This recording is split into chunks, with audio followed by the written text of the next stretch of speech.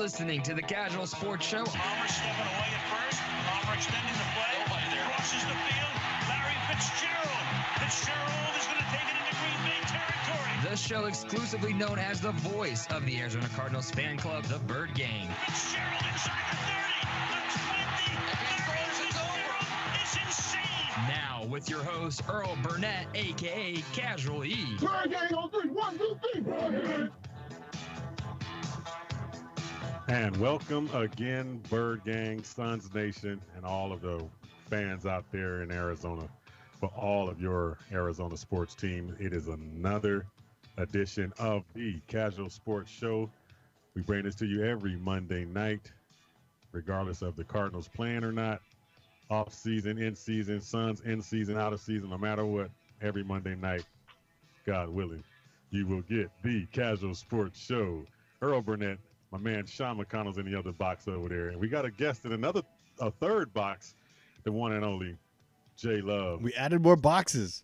Yes, sir. Sports talk show. And, of course, my favorite show, Microphone Masters. The one and only, of course, again, like I just said, J-Luv, J. Adams. Yes, What's up, man? Yes, sir.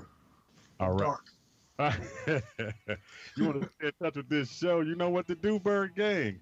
We are on Facebook Live. All of the Bird Gang groups get shared this submission, and you get this show every Monday night. Hell of a job Sean doing with all this dang on technology stuff, man. This thing looks pretty tight. I told you it was gonna look cool like the Brady Bunch, man. I knew you were gonna like it. Yeah, that's tight. That's tight. So yeah, go ahead and hit us up on Facebook and join us on Facebook Live. Ask your questions and hit us up with some comments. That's all good. We'll try to keep an eye on them. Kazual with the Z at the end of the word. Sports is our tab for all of our social media fronts, Twitter, Instagram, our YouTube page as well. So of course Facebook. So what up, fellas? What's up? Under the circumstances, man, it's been a tough weekend, man. I mean, I know us being a couple of LA guys, Jay, that's why I had to bring you on tonight, because I know being an LA guy, I want to get your perspective on, what's jumping off, because we know, unfortunately, the tragic death of Kobe Bryant. I know that's what's been going on all week long, all weekend and stuff. So we're going to get your thoughts on that in a minute, but we're going to go into this segment we like to go into to get to that point. So let's see what's going on in the world of sports. It's not like y'all don't know.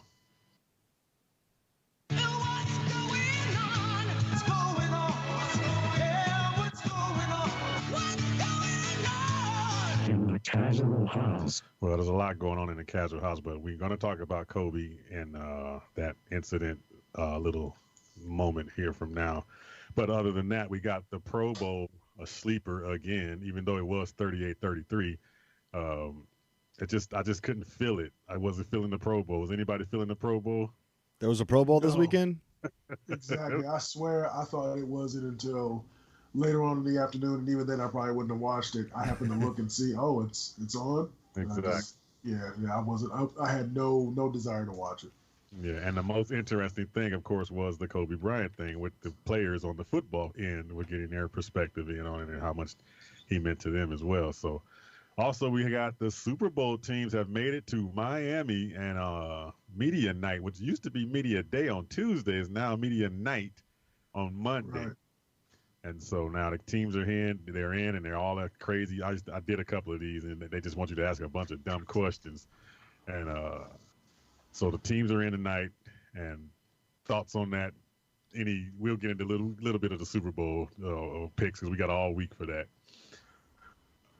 Also, I'm curious to see, real quick, I'm just curious to see, because I haven't watched the coverage of it, but given the fact of the what happened over the weekend and how, over all the events yesterday, there was a cloud over all that. So I'm just wondering how that carried over to. Well, actually, I watched it tonight. There was no mention of it at all, which was kind of it was really weird. I guess they tried to leave it as that one event, so so it can't get. I don't want to call it tainted, but take the attention off of them two teams being there and whatever. And they kept it that way. They didn't bring it in at all. And I was expecting somebody. I'm pretty sure that being a media day, somebody asked the question to some of those players out there. Oh, yeah. but they just didn't have it televised. That's a hard thing to be able to just say, don't ask that question. Yeah, that would be crazy. I mean, you can ask something stupid like, have you signed a grandma apron before? But oh no. True indeed. But was the spectacle of that media night is kind of crazy because Deion tonight had Jimmy G, Patrick Mahomes on one side, and he had Tyrann Mathieu and Richard Sherman on the other side. And they are all talking together. He's trying to get them to say something. It was kind of cool. Are y'all gonna get some picks? Are y'all gonna throw some touchdowns against these guys? It's like, dude, they're not gonna just tell you what's going. Yeah, you got to finesse it out of people. You have to do that. Have that Dan Patrick way of talking to people, where all of a sudden you're revealing things that you never expected to. And then also we can talk about our Phoenix Suns, who had an unbelievable win on Friday night. And then, of course, the happenings over the weekend probably got a lot of other teams are off, thinking focus and all those things and couldn't pull out a win in Memphis. But the Suns we can talk about as well. So thoughts on the Suns on Friday night, finally getting over that Spurs hump. Earl, I got to say this weekend was rough because you go in the Grizzlies game, and this is a team that they're right in the hunt with you. They're kind of they're punking you. They're younger than you a little bit, and they're playing better than you. And they've won now 3 out of 4, and you go down 10 early. Right. You go down 10 early right now. I don't see you guys running away with it when the Grizzlies are just so fast. Right. That was brutal for me. And they came back to Oubre's credit because he brought a lot of the scoring punch that game, but just not enough. I didn't get to watch this game when it was on, but I got to see some pretty good highlights of every shot. And I loved the part where Ayton, when Booker tried to throw him a nice little lob or hand, and he just tried to tip it in, and Booker got ticked off and started screaming like, catch the bleep, and you can hear a bleeping ball. I'm like, whoa. I was like, okay. But it fired Ayton up in the second half. Dude came out and balled a little bit better and actually dunked on somebody. No. Watch that relationship, because that could be a bad level of. You're right on. And I know we're going to talk about it, Kobe Shaq-ish. Yeah, well, right. How Kobe always tried to demand so much more out of Shaq, but again, I've been on record, at least until they hit 35 wins. I told Ed that I think Booker is a really great 1A, but not a number 1. Right. That's just my thoughts. But together they can be one big fat A, right? Yes, they can. They can be number 1 together. Right. But he is just not to that level, nowhere near it yet. And you can see Booker getting a little bit more frustrated with it. But at the same time, you got to give Ayton some credit that he's able to take that criticism and turn his game up a little bit. Instead of doing what Shaq would do, would be in the media trying to pout back and say, no, I'm the man on this team, whatever. Ayton doesn't have that makeup of Shaq. So I don't think their relationship would go bad in that aspect. I think it would go bad in the aspect of Ayton he's just not the dude. Well, I think Ayton could do what Dwight Howard did and recede, just retreat into himself a bit. Exactly. That could be what could happen. That's true. That's true. Because he's real fragile. This dude seems to be a little bit fragile to me, but he did not wait till till everything was all clear before he could make a dunk. He actually went up and dunked on somebody in that game. And Ernie Johnson was, not Ernie Johnson, Eddie Johnson. Eddie Johnson. Yeah. Eddie Johnson was like, do that again. I'm pretty sure all the Suns fans were saying the same thing. Man, keep doing that. Yeah. Whatever that was, do that. The next home game, they're going to be signing out, framed pictures of that dunk to all the fans. Look what he did. Look what he did. Well, that's going to be the only one out there. So that's what we can talk about. And, of course, we're going to definitely get into the Kobe Bryant tragic, timely death of an icon that's like unbelievable, man. I mean, it still has not sat in yet. Right. Every one of us got that news, and when you heard TMZ, you thought fake, fake. Gotta be fake. Somebody's gotta be doing something fake. They haven't confirmed that or whatever. Something's not right. Right.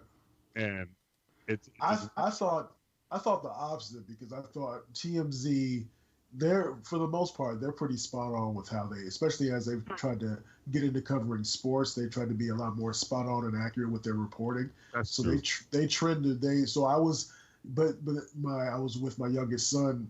We were just leaving church, and so I was taking him to get a haircut, and so I was waiting for at least another source or two to confirm. Yeah. Right. Just to kind of co-sign what they were saying. Exactly. Yeah. You're right about TMZ. At the same time, the reason why I'm saying fake, because from a little bit of time in between their site went down. Yeah. Okay.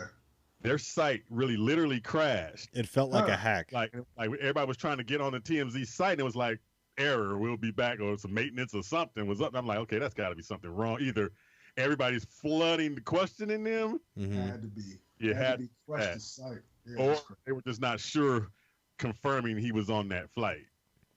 Yeah, so, I saw the same thing, Earl. I was definitely suspicious at first, hearing the site went down and that it was TMZ. And it's like, yeah, sometimes TMZ, you can take it or leave it. And once everyone else, all the other outlets started to report it as well, and it's just, your heart just sinks. You're like, there's no way that it can't happen this way. This could not be possible. And this isn't just, obviously we're all mourning the loss of everybody that was involved, and we're here to talk about the athlete because we report on athletes, but this was just terrible for everyone that was involved. Every last person that was on there. I mean, especially the 3 children. I mean, that alone right there just makes it hit home like, wow. I mean, just to think what a father and his child are on in a situation where this is your last, this is it. Yeah. And you got your child right there in front of you. What do you say? I mean, it's like, wow. I mean, Dan Marley's story hit home when he talked. I heard that too. Yeah, when he talked about his 2 kids he brought on a plane and it looked like it was going to go down, and he just felt like, why did I bring my kids on this flight? And it just kind of, I can't even imagine that. And so we're gonna come back and we're gonna get back into that, and get Jay's thoughts, because he is an LA man, just like I am, coming from that area. And I'm sure that whole city is devastated. As you can see, they lined up outside of Staples Center, got all kinds of stuff at his star, on his walk star out there in LA.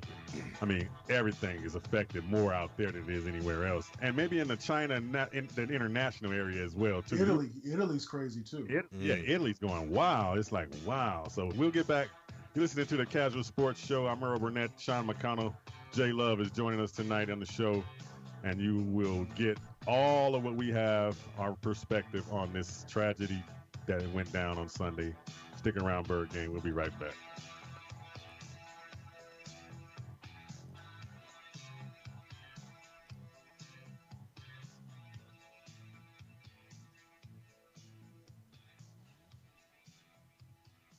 We're going to take a little break, but we'll be back in a while, so don't nobody go nowhere.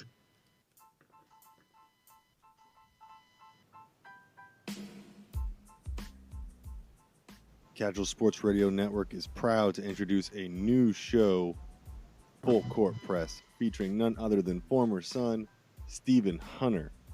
Stephen Hunter in hot pursuit. Whammo! Stephen Hunter. Catch the Full Court Press on Thursdays, live on Facebook and podcasts, with Earl Burnett, Sean McConnell, and former Sun, Stephen Hunter.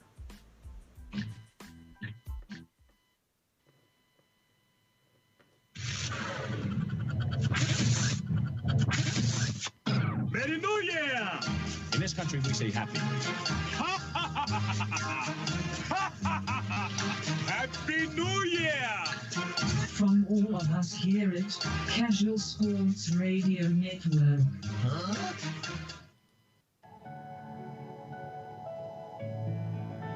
Imagine walking 3,500 steps alone while living with a mental illness.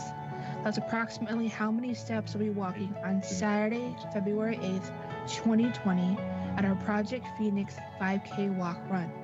Join us at Talking Stick Resort Arena. Registration opens at 8 a.m., followed by an after party. We hope to see you there. DJ Reminisce, Frontline Music Militia. are proudly teaming up with the Be Daring Foundation, the Phoenix Suns, and Casual Sports for the first annual Project Phoenix 5K Walk Run on February 8th at the Talking Stick Resort Arena. Register online now at www.bedaringfoundation.com. Proceeds are going to help mental health victims dealing with post-traumatic stress disorder. So on your mark, get set, go.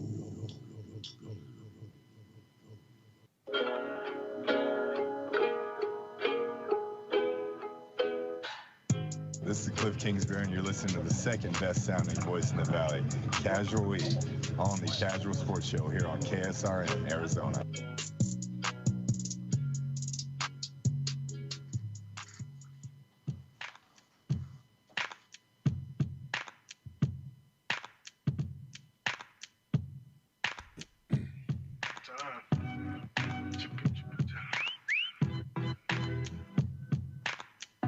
Welcome back into the Kazual House, and in honor of our man, J-Luv, the rejoin happens to be one and only J-Luv.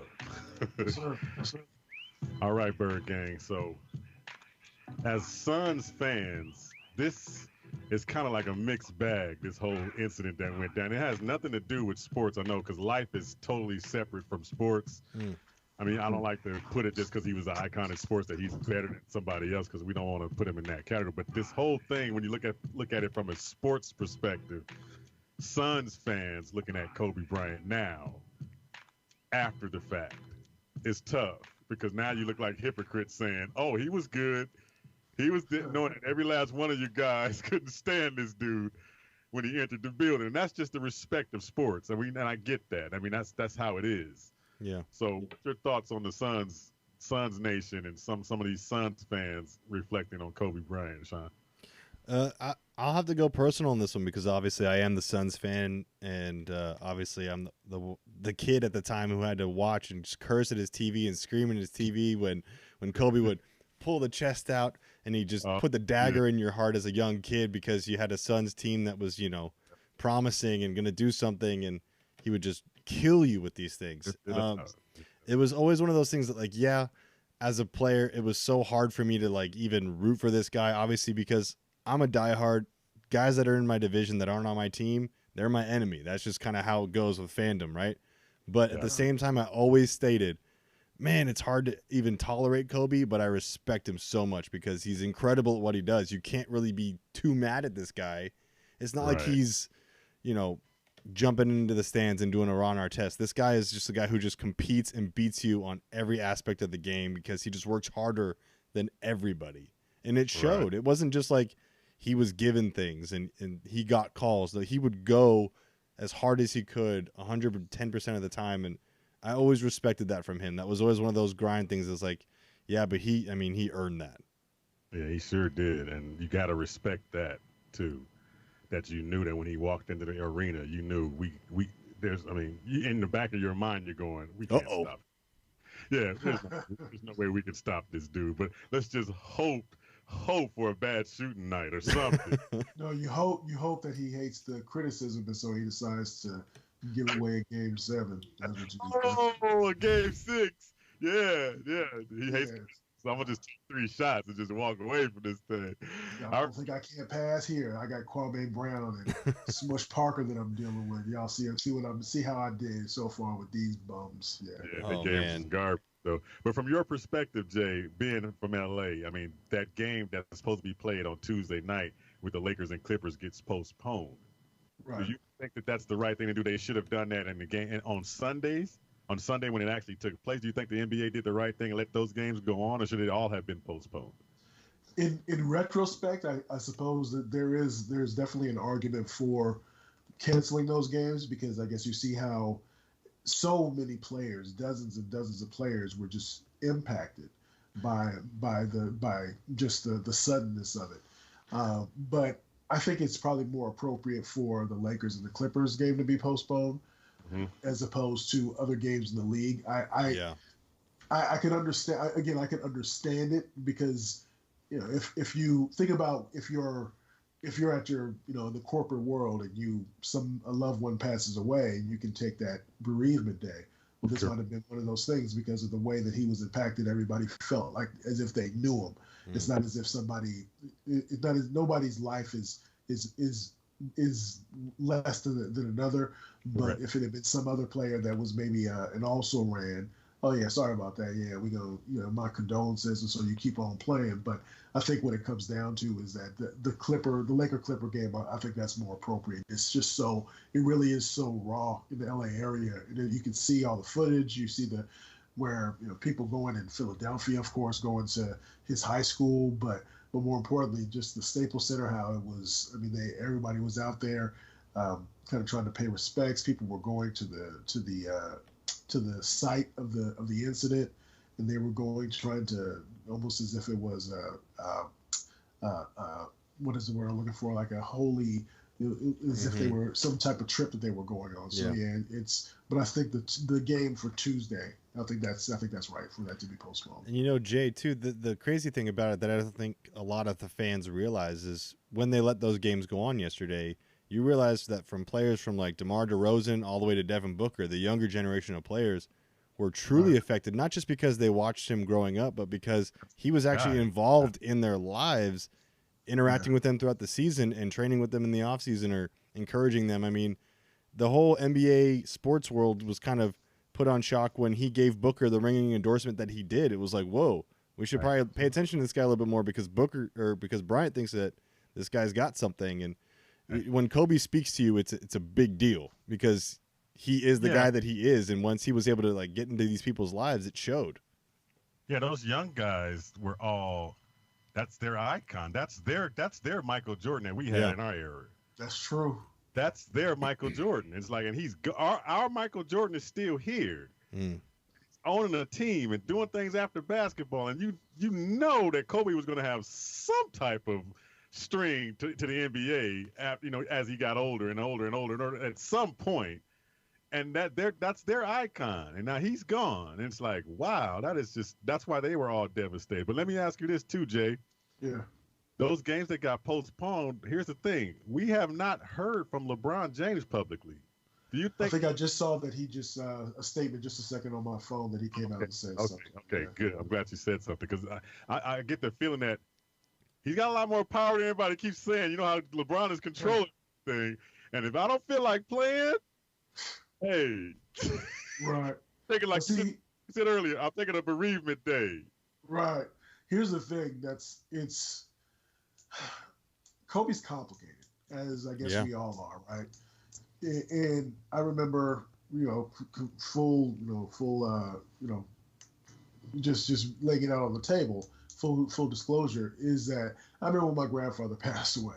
My grandfather was a complicated dude, and couldn't be all wrapped into one neat little happy ball, right? In some happy eulogy. And I think Kobe's a lot the same way, but what I didn't realize was how much he's impacted, how much he impacted people, because when you have MSNBC, ABC, NBC, and all of these news networks that are not taking 2 or 3 minutes or part of a segment or for a segment, but they are preempting their programming. Right. That was, I'm still a little bit taken aback by that because I can understand Laker fans and I can even understand the sporting world, the basketball world being having losing its collective breath, but everything outside of that, the countries. I mean, you just never know the effect that you have on people and how you've impacted their lives. That's true. Hey, I got a question for you both real quick. Coming live from Facebook, our good friend Michelle put this up. How do we feel? There's a petition going around to have the NBA logo with his number attached to it, or maybe changing the bust to be him. What do you guys think about that? I have thoughts about it, but I want to hear yours first. Man, I don't know. I think they're getting. Me personally, I was watching one of the old games today. His 62-point or 61-point game, his 60-point last game that he played against Utah, and on that floor, 24 was all on the floor. I think that's something they probably should lean toward. I mean, you don't want to disrupt or rewrite NBA history with Jerry West being the logo. Understandably that he's an icon that probably deserves something like that, but I think that's too soon to try to do something like that. But the All-Star game could be something you can do with, like somebody said, make all the West wear 8 and the East wear 24. Every last person has the same number, or the floor has 24s and 8s on it. Somewhere that's giving him, tribute. But I don't know about the NBA logo, man. Yeah, I think recency comes into effect here. I think because it's still so fresh, everybody wants the NBA to do something grand, something big, something forever. And right. I don't necessarily agree with that. I mean, there could be other things. I mean, I'm just not in favor of that. I started hearing about that. My youngest son started to mention that to me, and I said, no, I don't think that starts with a group of people that want to try to, what can we do to keep Kobe's legacy alive, and so that it'll always be there. He'll forever be mentioned among the greats of the NBA and for what he did for the game and his competitive fire. But I don't know about a logo change. At the same time, this dates comes around every year. So this date's going to come around every year. So you can go ahead and keep doing what you're doing now. Go ahead and take the 24-second shot clock or violation every year just to, honor him every year like that. I mean, I don't know. It can be big, but it's going to be something that they're going to do. They're going to try something, but I don't think it's going to be changing the logo. I'm with you on both of you guys on that. I feel like it might end up being something more along the lines of like Jackie Robinson Day for baseball, where the numbers change for all the players on the court for that day. Maybe there's a patch that goes on the jerseys. Maybe they do that for the rest of the year. I don't know, but as kind of corny as it seems, but Kobe wouldn't have wanted any of that anyway. Yeah, I don't even think he liked the last year parade that they gave him. I mean, he was just kind of at the end of it like, let's go, come on, I just want to play basketball. Like, stop giving me these gifts that I don't know what to do with. And that's probably what he would have said anyway. Like, all the players were saying, do we not play? Do we play? Do we not play? Kobe would have said, get your ass out there and play the game. Yeah. And go hard and do what you do out there, because that's what he probably would have done anyway. So, but retiring his number from all teams. What about something like that? I could go with that. Yeah. I can go with that, and I could also go with that. Just, I know it's not directly related, but when you think of this player, you think of the other. When you think of Kobe, you think of Jordan, because Kobe emulated Jordan. I can see Jordan's number being retired forever. Correct. Like that. Something like that, like Mark Cuban, to 24 would not be worn in the Dallas uniform no matter what. That shocked me. Declared that. That was pretty bold. And that's Mark Cuban, but yeah, that shocked me for Mark Cuban. For the whole NBA to do that, what about the current players that are wearing 8 and 24? They would have to give up their numbers? Yep, pretty much. Maybe they be a 6 and a 2 that combine to be 8, something like that. I know, Jay. You said you got time on your hands a little bit. So just before you go, if you have to leave, give us what in your eyes, the legacy that is Kobe Bryant.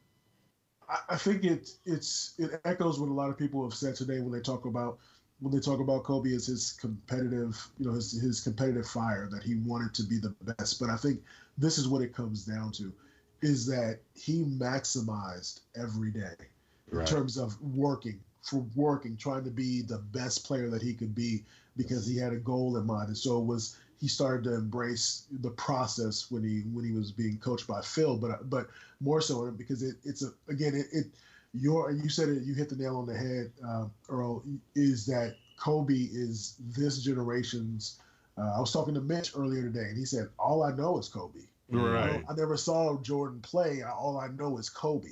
Right. And there's something to be said for this. So what does that mean? That means that it really hit my oldest pretty hard, because he watched him and just being taken so early, and of course his daughter and the lives of the other 7 as well. But I told him, I said, well, he maximized every day. Think about how often we might go through a day and say you didn't get something accomplished, or you just don't feel like doing something. And the work ethic and the drive of somebody like Kobe to say, no, I'm getting up early and I'm getting this work in, I'm staying late and I'm getting this work in, and I'm going to push you to get the best out of you.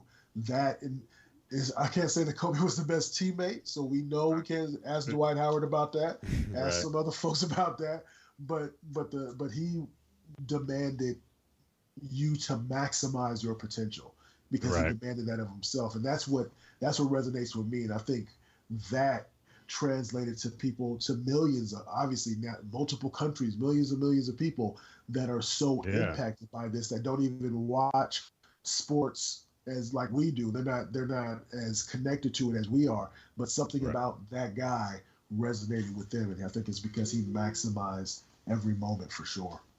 Absolutely. Absolutely. Well said, man. That's well said. I mean, coming from an LA guy, that's well said. But I thank you for coming in and joining us tonight. Man. And if you got to hit, you got to do your thing. We understand. Do what you got to do, bro. We can handle it from here. All right, much love, man. See you, all right, man. Oh, the one and only J-Luv, Javon Adams of Easy Sports Talk and Microphone Masters. You can see those shows right here on KSRN every week.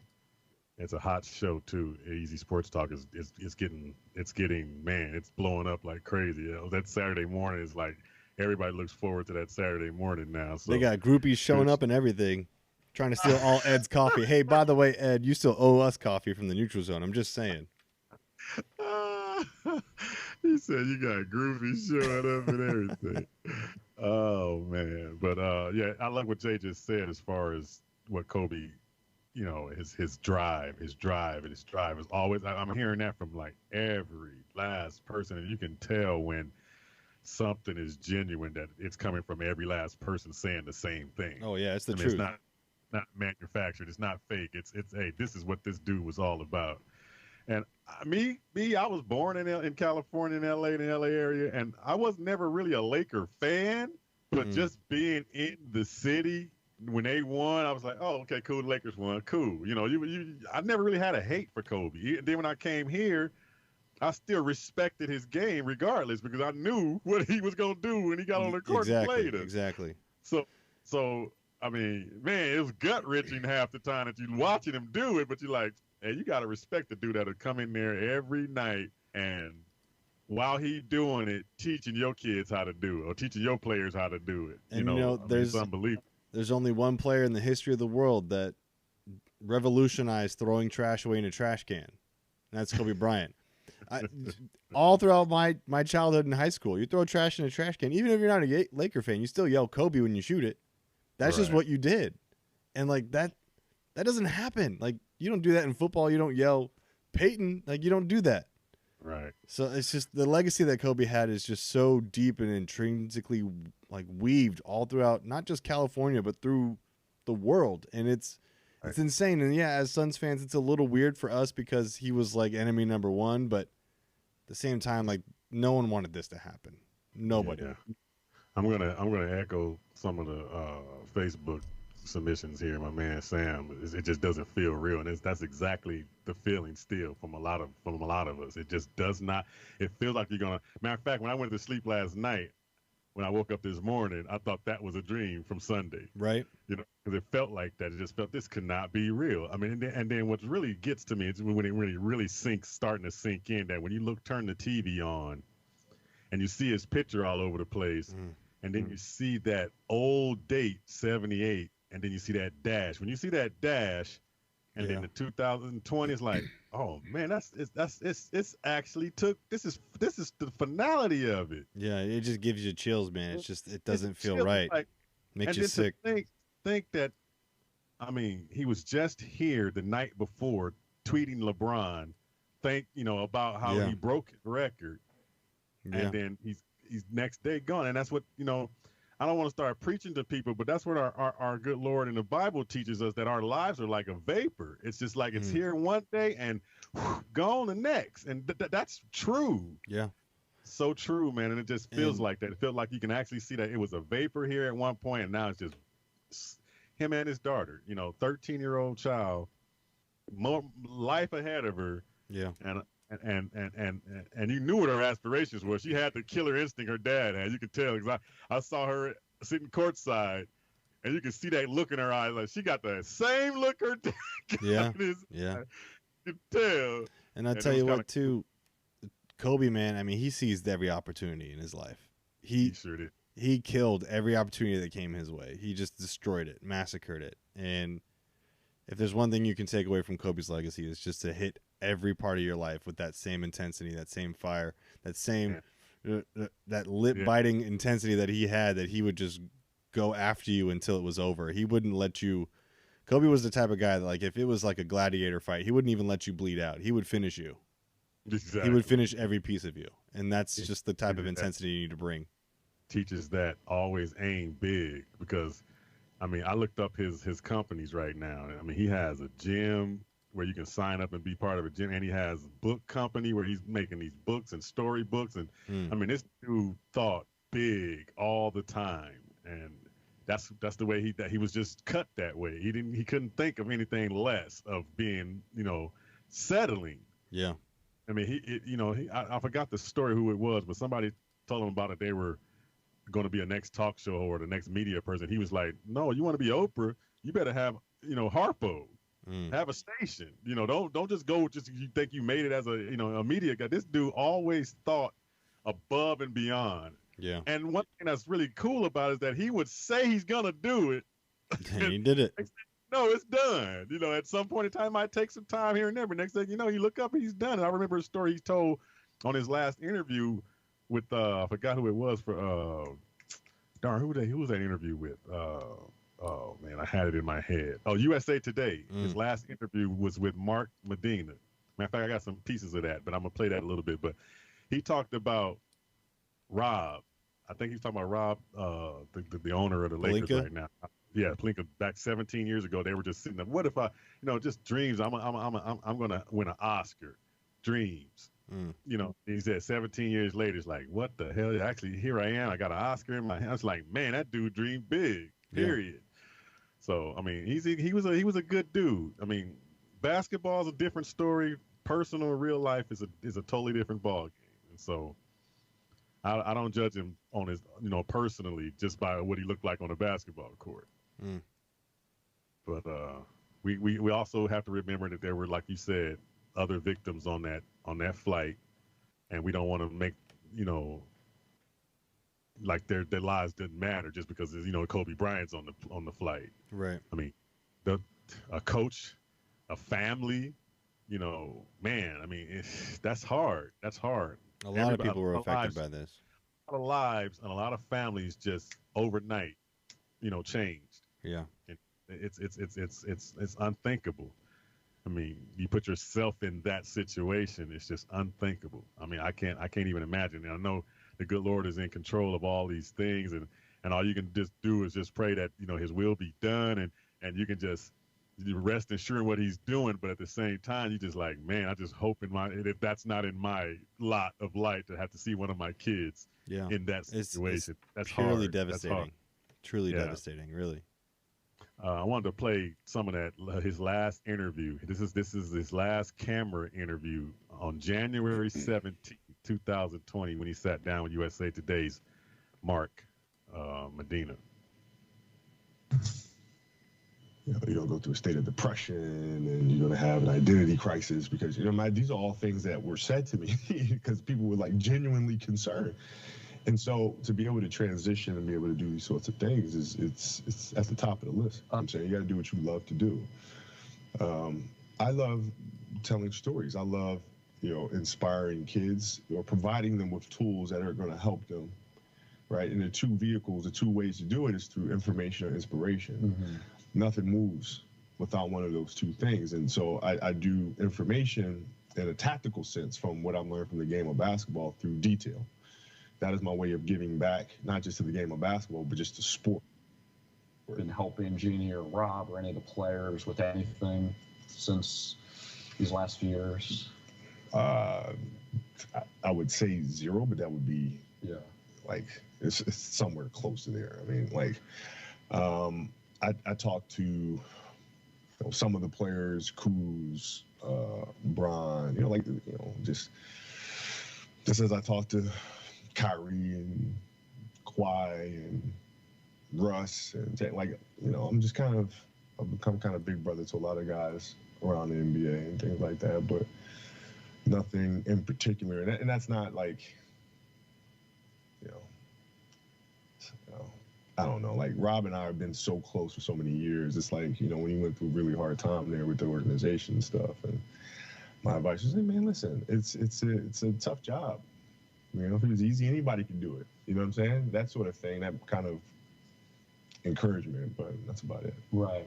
What were your takeaways from taking your daughter to some of the Laker games this year and watching on League Pass in terms of just things that she was fascinated with, what you pointed out, and the interactions with some of the players? But she really enjoyed the speed of the game, and the aggressiveness of the game, and that's one thing that she really enjoyed watching. Is it's one thing for her to see it on TV, but it's another thing to actually be sitting right there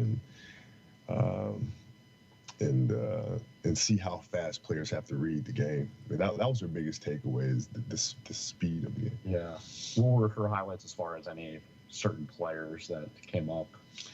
Well, I mean, she loves watching Trae Young play. Yeah, loves watching Trae. So that was pretty cool for her to get a chance to see him up close. Man, that kind of hits home, man, when you go back to that, 9 days prior. Yeah. I mean, that just hits home, man. It's just like, man, there's just really no more words for it. You just kind of just give your condolences to the family, and what they're going through. I'm pretty sure everybody's dealt with some form of passing in their family somehow, and that's not an easy thing to deal with. It has to take its time to be dealt with. It has to go through its stages to be dealt with. Yeah. But I mean, it's not easy. It's gonna remain there, of course, forever. You know that. I mean, but it's a lot, man. It's a lot to stomach. I still don't believe that it's actually happening, but this is the world we live in. This is the real life. This is what goes on, and every day, like we got my man Mark here saying, life is precious. Each day is a gift, and you have to live life according to knowing, this could be your last day. Nobody knows. Our numbers are all written. That date is on the calendar somewhere, somehow, because it is said it's appointed for every man to die once. It's going to happen. It's going to happen. And it's just that we don't know when and how and how God works that out to where we lead to that day. But you have to live life as though it could be your last. I mean, yeah. That's why there's no time for rifts and time for anger and animosity and holding grudges and being, selfish. And, there's no time for those things. You got to kind of just, live life, not just for yourself, but for others. Right. So, and it's tough. And that's not an easy thing to do as well. We know we're all human. We're all going to make mistakes. We're all going to be that selfish person every once in a while. We're all going to do these things. But something like this, I just personally think God allows things that he does for reasons. And these things happen to either shape or change us or either find this. It's just going to get somebody's attention. Yeah. And this got a lot of people's attention for sure. Oh yes, absolutely. Absolutely. It's definitely hard because, there's a lot that goes on in life. And like you said, there's always ways for us to kind of get in our own heads and get selfish. And you just have to live every day with the purpose that God gave you. You have to find whatever that is, that calling that you're good at, that you have to do. And you just have to take out that step of faith and do it, because, I mean, Kobe did it. Everything he did, he put the pen to the paper. He made it happen. And you have to live your life like that, because otherwise you're just sitting here wasting time. Exactly. And, wow, Vanessa, the other 3 daughters, the families of all the other victims that were on the flight, our hearts on behalf of Casual Sports and the Casual Sports Show and all of our followers here on Facebook, our hearts go out to you. I mean, it's just, and what's the sad part is that's all you can do. Yeah. Nothing else you can do to take that pain away. There's no way. There's nothing you can do other than pray for that person and their families. And you got to find the strength to get up and keep going. And I know that's what Kobe probably would have wanted, anyway, for his family and for anybody that's in the NBA or whatever. I'm kind of curious. Like Jay just said, LeBron spoke. What did he have to say? Did anybody get any? I can look it up for you though. Because that picture of him coming off the flight was, man, that was a little like, that was tough. Wow, that was tough. That was really tough, knowing that he was just broken that record of his big brother, and next thing you know, he's not there. So, man, this is hard to deal with. But we're gonna have to jump into our last segment here. That was our version of our tribute to Kobe, and I know it's been going on all day long, and I know everybody's been locked on the TV all day long, and that's okay. You know, we give our little part and we do our little part here, and hopefully that will help some people as well.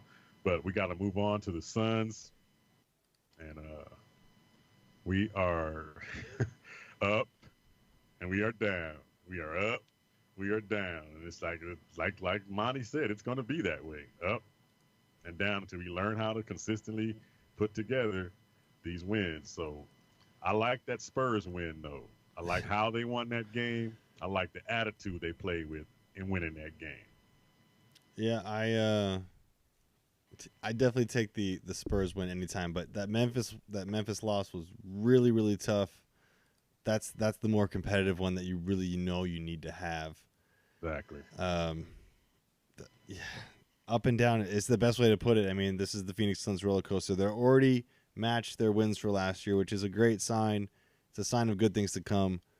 Mm-hmm. This is not a sign of the playoffs like we thought it was in the beginning of the season, but it is a trend in the right direction. If we can just keep molding Ayton to have that Mamba mentality, I mean, that's what they call it, what it is, and play with that ferocity and that go-get-you attitude, the Suns might be something. And it's just going to take time, hopefully. I mean, hopefully that's all you can hope for is time. I don't know that a trade is going to do something to return a lot of value at this point unless you're going to give up a lot. And it seems unlikely with all that's going on right now in the NBA. Exactly. And I don't see the Suns making any moves that's going to be anything worth, that's going to change anything. But that Ja Morant is just unbelievable. That dude, man. Did you see the movie he made on Aiden underneath there? He froze him like Medusa, man. I mean, oh my God. Looks right in Medusa's eyes, and he got frozen. This kid has absolutely zero fear of anything or anybody. He will put his body on the line to go get that ball, and it's like, wow. And I'm sorry, but D Wade, you're gonna have to relinquish the nickname the Flash because there's a new Flash in town, man. Right, a new and improved Flash. The guy faster twitch muscles than I could even fathom. I wish I was that fast reacting at things. And the scary part is he's a rookie. He's just getting started. I'm curious to see what his sophomore slump's going to be like. I don't think he's going to have one. I think he's going to blow right through it. I think he's cut from a different. He's too fast for a sophomore slump. Yeah, I think he's like one of the lifetime players that's going to just blow your mind. That kid is electrifying. I'm like, wow. I mean, and to think that if you had just got the balls to fall in the right spot, he could be a Sun. But so that happens all the time. So we already know that's all right. All the time to us. Yeah, that's what you meant to say. That could have, and this should have. Yeah. That's all in our story. But 19 wins we're sitting on right now, and that's we know we're gonna surpass last year, which is hey, that's getting better. Yeah. But going forward, what moves could they possibly make right now, even next year, to be better? I mean, what move is out there that says, okay, that's going to push the Suns over to the next level? What move is out there? What you're looking at to do that, Earl, to be competitive in today's NBA where you have 4 all-stars on a team, to do that you have to take your starters and you have to upgrade them. Biggest need right now to upgrade was obviously power forward. Obviously. Saric is not – he's fine. He had a good game the other night against San Antonio, but Saric isn't the guy – like he's the weak link in this starting 5. So you upgrade your power forward. You could argue Ricky Rubio because he's not always available. He's up and down. That would be a piece to upgrade. Now, I kind of subscribe to the Bill Simmons camp. DeAndre Ayton is an area you need to upgrade. If you can trade him and upgrade for him, I would do it because I don't have any idea what his ceiling is. There's tons of guys who are like, that's their ceiling. They're a 3-and-D guy. They're not going to be any better than that. And a lot of times you're right on that. I have no idea what this guy's going to do. He could already have hit his ceiling. It's so mind-boggling to me. So those are the 3 positions. Basically, you keep Kelly and you keep Booker, and everyone else is up for grabs. That's just how I see it. what are these other teams doing that Arizona's doing different? I mean, spending because money that are here, they struggle, and they go to other teams and they flourish. I mean, IT did it. Bledsoe. I mean, you can just keep naming players that were here that's while they were here, and then when they went to another team, they just start. I mean, look at that dude, Alfred Payton. Yeah. All of a sudden, he's a point guard in this league. All of a sudden, he was before he came to us too. It's like, the Phoenix effect. They doing to players. I don't know what it is, man. It just seems like there's a curse that's just indebted in this dang old town. That when now somebody you're looking at it right. Any type of name was supposed to be something, gets zapped with the stupid whatever, and we don't get to see that player. And now here we are with the number 1 pick, and we don't know what that's going to be. We have no clue that our number 1 pick is going to work out or not. That is just sad, man. That's just sad, man. It's like, can we get a break? Dang. No, like you said, we're cursed. I don't know. It wasn't a GOAT or whatever it was with the Cubs. It wasn't something that we could even figure out. That's the worst part. We're cursed, and we don't know how we can fix the curse or how the curse started. It's just there, and we can't get rid of it. Welcome to Phoenix Suns basketball. Give props to the D-backs for shooting for the stars right now. The D-backs are going after it, man. Another Marte. Another Marte's on the list now. Now it looks like they can compete with those Dodgers. You know what I say? After it. Mo Marte, mo problems. No? Okay. Yeah, I'll come back next week with something better. I like what they're doing though, but let's just see that. Let's hope that plays out on the field as though it looks on paper, because you know how it goes. Yeah, because a lot of fans were like, "Yeah, you could have him," and I'm like, "Oh, that's never a good sign." The Diamondbacks are struggling. Diamondbacks, why? They haven't gelled yet. They haven't. I don't know. And the guys that are supposed to be these big, powerful pitchers, they're powerful in other teams. They come here, they find a weak gene somewhere. That could happen. So I don't know, but hopefully that'll work out for them. And the Coyotes are still doing okay. So, and our Cardinal news: Budda Baker got an interception in the Pro Bowl. We didn't say that. That's the only Cardinal news we have. Cardinal news that went down, and Budda Baker showed out in the Pro Bowl, and I still haven't seen the interception. I just heard about it. I saw a picture of it. That's all. So it had to have happened. To that Pro Bowl. Those uniforms looked kind of weird, though. It's like that the NFC was kind of gold looking, whatever. I was like, okay, that's kind of okay, I guess. But yeah, other than that, I wasn't really interested. I mean, in fact, the Kobe thing was going on, and I happened to turn past the time. I said, "Oh, the Pro Bowl's on." I thought it came on at 3 o'clock. It was actually on at like 1 o'clock. I was like, "Dang, okay." Yeah. But it was horrible, but it's not real football. But no, it's not. It's definitely not. Right. There was something else we were going to go into real quick before we got out of here. Sun still. Okay. Devin Booker. You think he's already cemented as a reserve in the All-Star game? I don't think he can lose it at this point, right? I mean, he's in the middle of that pack, right? So he might finally get that All-Star selection, which is huge because it was a long road for him, a lot longer than he probably wanted. And right. You just got to get some of that respect in the NBA. You got to take the lumps. And when you got some GMs that are weird in the NBA for the Suns, you take more lumps than you wanted to. Looking at you, Josh Jackson. It's tough. Yeah, it was definitely tough for Booker, but I think he's going to be an all-star this year, and it's well-deserved for sure. I agree with that 100%. And speaking of Josh Jackson, they brought him up. Memphis brought him up. So he's back in the NBA. So I don't see that being a positive, but I mean, let's hope this kid's get his head on straight. Josh Jackson's new nickname's got to be NFL, not for long, right? Not for long, exactly. Yeah, add some more letters there. Not for long before he does something stupid. I do hope Booker goes ahead and gets that, but I hope at the same time that sends him on a ascend, to go over and above, and not settle that, I made it there, so now I can kind of relax a little bit. Yeah, this should be the first door to open for him. It shouldn't be the last. And he just he doesn't look like the type of player that would relax anyway. He looks like the type of player that wants to be great.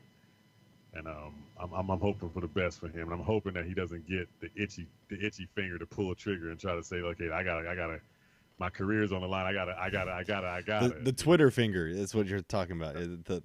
I sent it. All right. Yeah. From the nail salon or wherever it was Bledsoe was at. Is anything on the can't get right front you know of that I could?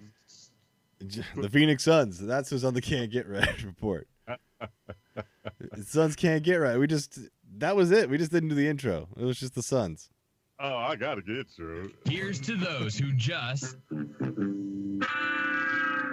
something on his head. That must mean can't get right. Can't get right. That's the kid's name? Yep. No, can't get right. Can't get right. This is you, baby. This you can't get right. Can't get right. Can't get right. You already gave it to the Suns? The Phoenix Suns. And I'm going to give it to whoever this news lady was that said the N-word to the Lakers. No. Oh, my God. You got to go Google that if you haven't Googled it. No. Al Morrison, whatever her name is, spoke some words, and she was speaking so fast that she said it and didn't realize she said it. And now she's on Twitter and all the things trying to apologize. Nah, there's no time for that now because guess what? Pack your things and go. That language was in your vocabulary and it's stuck there. Otherwise, it would have never came to your remembrance and it came out of your mouth. Oh, yeah, she's if you gone. Google that. Google it. She can't get right. She gone. Bigotry right there on the dang Twitter. Wow. Lakers, the Laker ends. You gotta peep it out if you haven't peeped it out, Bird Gang. Oh no. It's horrible. It's horrible. And I don't see how you. And then she came back talking about I was stuttering. How do you stutter? Love for Lakers and N for the N-word. How do you stutter that together? I can't put that together. You know, she should probably ask Antonio Brown what she was trying to say because he seems like the only guy who has his head on straight. He could decipher the code. I mean, the lady's covering the Kobe Bryant thing and uses. I mean, come on now. Oh my gosh. Unless you have a doctor's note saying you got an issue, yeah, that's not going to count. That was the only thing I could think of right now. So I did not even know about that one. That came from left field. Oh, dude, you got to listen to it. Go to YouTube and put in newscaster says N-word about Lakers. I'm already uncomfortable. I don't want to look at it. No. Yeah, it does make you a little uncomfortable. Yeah. Like, what's this lady thinking? Like, oh my God, that just lets you know what your everyday vocabulary is. Something came out that you didn't want to come out at the time you came out your mouth. That's a facepalm moment if I ever had one. You go. But this has been another show for the Casual Sports Show. Bird Gang, we appreciate you. We love you guys for always tuning in and coming into the house. And you heard the promo. Oh, yeah. The press is going to be starting up soon. Our own Stephen Hunter is going to be part of yours truly and my man Sean McConnell to do full court press for the Phoenix Suns and all of NBA basketball. It's coming up. And this show and this network is growing by leaps and bounds. And we thank you, Suns Nation, Bird Gang, for always tuning in. This is Earl Burnett. That's Sean McConnell. We'll see y'all next time. Peace out. See you.